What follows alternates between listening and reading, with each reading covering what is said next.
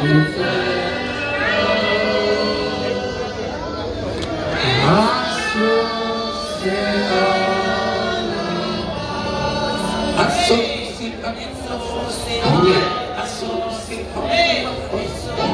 For ease and journey to fair, for ease and journey to fair, for ease and journey to fair.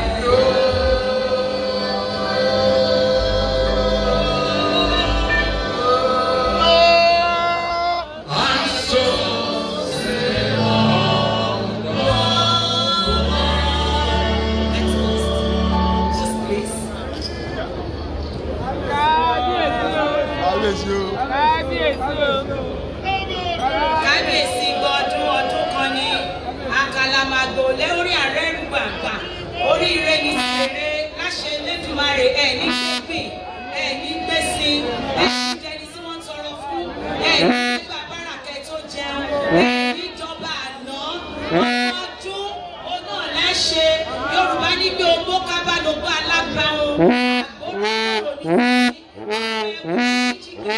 òní.